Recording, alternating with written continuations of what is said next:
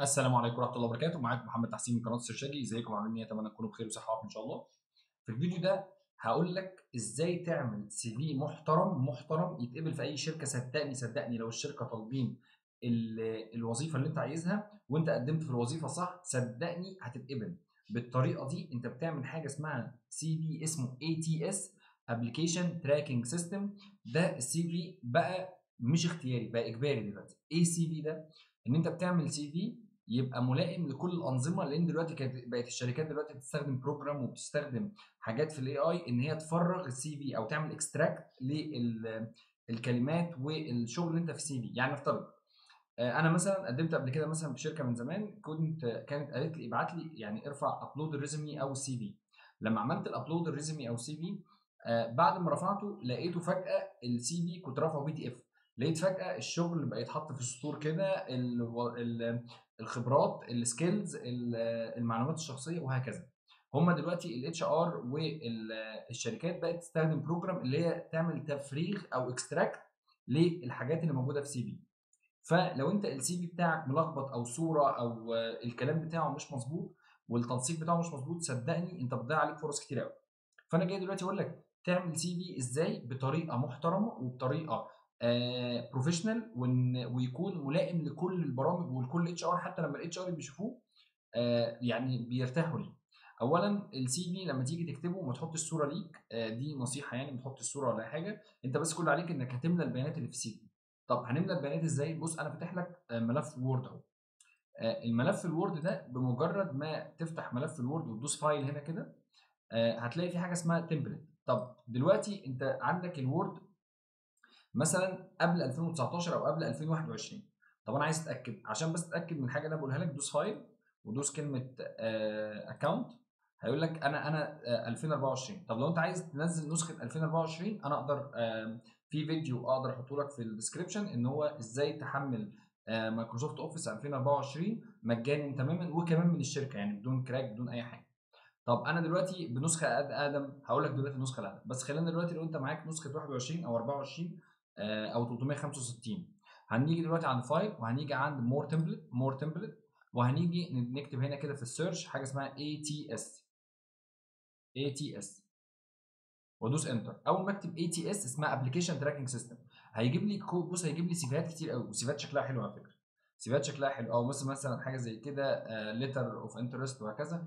انا بصراحه بحب استخدم قوي الشكل ده كده اللي هو اندريه روشير ده شكله انا يعني بالنسبه لي انا ملائم. انت بس عايز تختار ده ATS بولد اتش ار ريزمي، عايز تختار اي حاجه انت عايزها براحتك، يعني اي شكل من دولت حاجات بتبقى ملائمه للبرامج اللي هو الاتش ار بيحطها عشان لما السيفيات بتخش تتفلتر، فالموضوع بيبقى افضل قوي. فانا هخش عند اندري روشيلا وادوس دبل كليك اهو فتح لي ده.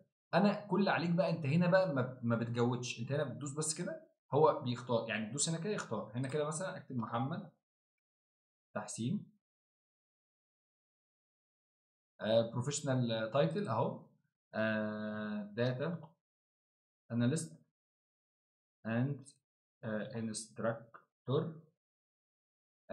تكمل هنا الاوبجيكتيف، تحط الاوبجيكتيف بتاعتك اذا كانت يعني تملى بقى الداتا، تقول له مثلا محتاج مثلا ان انا اشتغل في مانجيريال ليفل او يبقى معايا تيم، او ان انا اشتغل في حاجه داتا اناليسيز مور ادفانسد وهكذا. ده الاوبجيكتيف بتاعك. الاكسبيرينس طلع لنا الاكسبيرينس دي 1 و2، وتحط التاريخ من كام لكام، يعني من امتى لامتى، وتبتدي من الاحدث للاقدم. طب انا دلوقتي عايز اضيف حاجات تانية، اروح مثلا هنا عايز اضيف تاني، اروح واخد دي كده واروح داخل واخد دي كده. دي بتتفتح وتتقفل كده، اروح واخدها بس كده كوبي، كنترول كده كوبي اهو، وانزل هنا كده دوس اند وادوس دبل انتر كده مرتين وادوس كنترول في. لا يبقى انا دوستها غلط اهو. يبقى ناخدها كده بقى عشان تبقى مظبوطه اهي. لا نرجع اهو. كنت بدوس شيفت وانزل بالسهم بتاعي وادوس كنترول سي وانزل هنا كده ادوس انتر مرتين كده ادوس كنترول في. كده بقى في نسخه ثانيه. هنا مثلا انا اشتغلت مثلا هنا ايه، داتا اناليست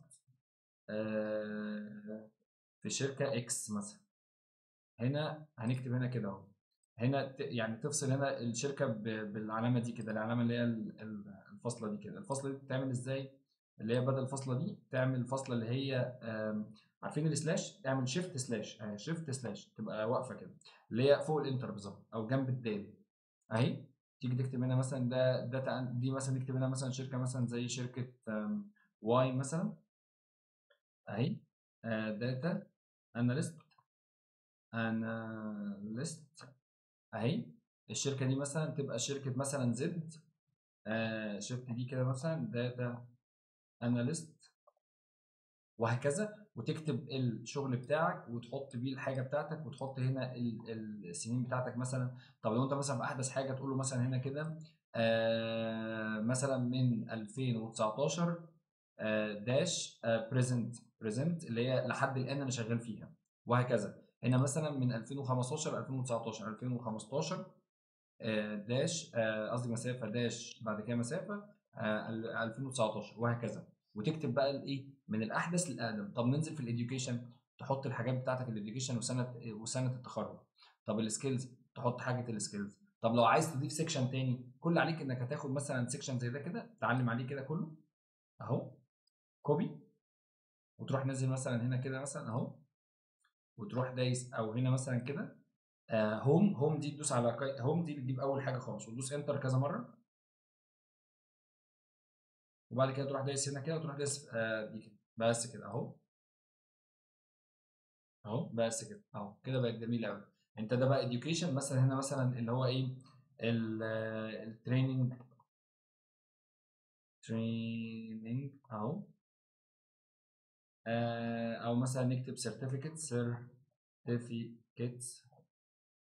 اهو. دي كده اول شهادات وتحط الشهادات بتاعتك. طب احنا كده خلصنا سي في. طب نعمله ايه؟ نروح دايسين فايل هنا كده ونعمل له اكسبورت ونخليه بي دي اف، نخليه بي دي اف. يبقى نكتب هنا كده على الديسكتوب نخليه محمد تحسين بي دي اف او سي في مثلا، سي في بي دي اف اهو. دوس انتر اهو اتفتح اهو محمد تحسين داتا اناليست اند انستراكتور وهكذا. وده التفاصيل بتاعته. طب ده لو انت عندك نسخه اوفيس 2024. طب لو انت دلوقتي ما عندكش نسخه اوفيس 2024 تعمل ايه؟ هقول لك تعمل ايه. نقفل ده بقى خالص اهو، دون سيف. انا كده خلاص نقفل ده كمان دون سيف. هنيجي هنا نكتب في جوجل اي تي اس تمبلت وورد، اي تي اس تمبلت وورد. اول صفحه قال لك اهو ده مايكروسوفت نفسها، مايكروسوفت قال لك فري اي تي اس ريزمي تمبلت. هندوس عليها كده قال لك ايه الاي تي اس ظهرت اهي جميله. ده الاي تي اس بتاعنا. انت بقى ممكن تعمل ايه؟ تختار الاي تي اس. انا بقول لك انا بحب الشكل ده، الشكل ده انا بحبه بصراحه. ادوس هنا كده عليه. لا اما تعمل له كاستمايز، يعني لا اما تعمل له كاستمايز لو انت عندك مثلا اكونت على مايكروسوفت وتعمل له هنا كاستمايز وورد، يعني تخش على الوورد الاونلاين في حاجه اسمها وورد اونلاين تخش عليه كاستمايز وتقعد تعدل اهو بيه اهو اهو كده تقعد تعدل بدون ما انت تنزله او ترجع بقى تاني وتعمل له داونلود. لو عملت له داونلود هتلاقيه ينزل هنا كده اسمه اي تي اس بولد كلاسيك ريزمي. اسيف بيحمله، نحمله نفتحه كده اتفتح قصادنا تاني انيبل اديتنج كل حاجه ترجع زي ما هي. بصوا يا جماعه صدقني انت شغلك قوي جدا، بس انت محتاج مثلا ايه تنظم شغلك وتخليه بنظام اي تي اس وتظبطه وبعد كده تبعته للشركات. صدقني والله لو الشركات طالبه شغلك اول ما بتشوف السي فيهات دي، انا بقعد مع اتش ار وبشوف ان اراء الاتش ار على لينكد ان وبشوف كل حاجه على يعني اراء ناس زمايلي واراء لينكد ان. فعلا الاي تي اس ده مهم جدا.